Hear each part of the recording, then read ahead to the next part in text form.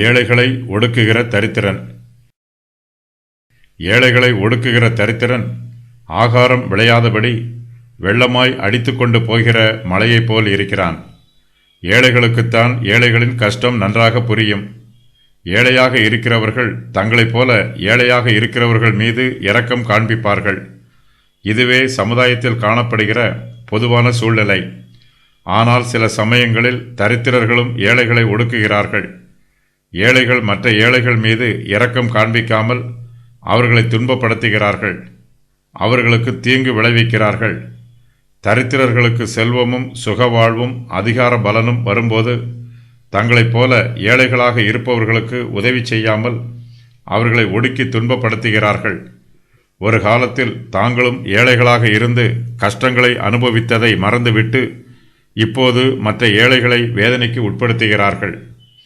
ஒரு தேசத்தின் பிரபு ஒரு தரித்திரனை தத்தெடுத்து அவனுடைய வாழ்க்கையை வளமாக்கும் போது அவன் தானும் ஒரு காலத்தில் ஏழையாக இருந்ததை மறந்து விடுகிறான்.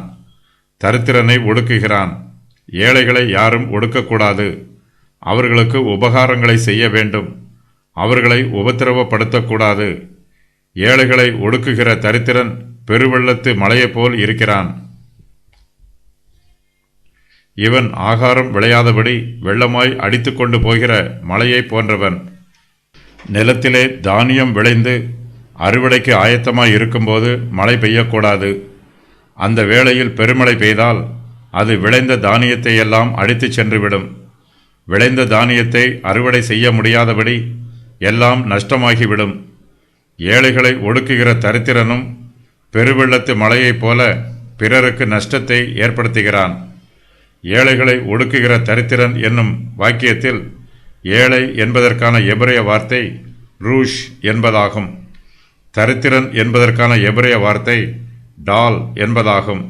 இங்கு கூறப்பட்டிருக்கும் நீதிமொழியில் ஒரு ஏழை மற்றொரு ஏழையை ஒடுக்குகிறான்.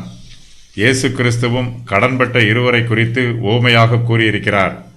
பிறனை ஒடுக்குகிற ஏழை பெருவெள்ளமாய் அடித்து கொண்டு போகும் பெருமழையைப் போல இருப்பான்.